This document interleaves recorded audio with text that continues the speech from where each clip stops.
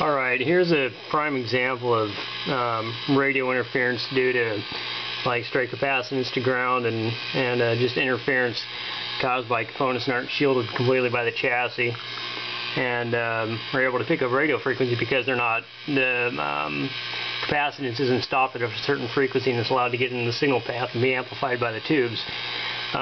What we have are two pots right here. The wires that come out of them aren't hooked up to anything, but if you can hear on the coming through the amplifier that as I actually turn the pots, the hissing, it changes. And these wires aren't hooked up to anything. They just go down into the components, because I'm actually building an oscillator circuit right here, but the wires go down into the components that make up the oscillator circuit, and they're interacting with the tube that actually makes up the oscillator circuit.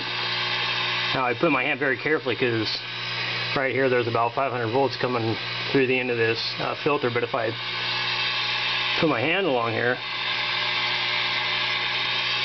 you see you can actually tune in radio stations. Pretty sure you can hear that. And also, if you grab this wire right here, that's actually what I use to discharge the filter capacitors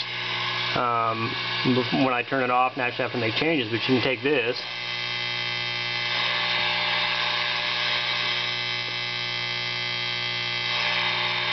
and actually see how it affects it.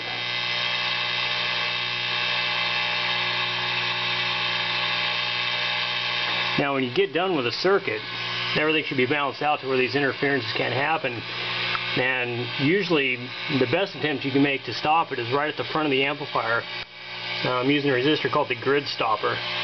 And on most Fender amplifiers it's usually a 68K, and it comes from the input here and goes down and is tied in just before the input goes into the grid of the first tube. And it's chosen due to the interelectrocapacitances internally inside the tube, the anode resistance, the gain, what frequency you want to shove off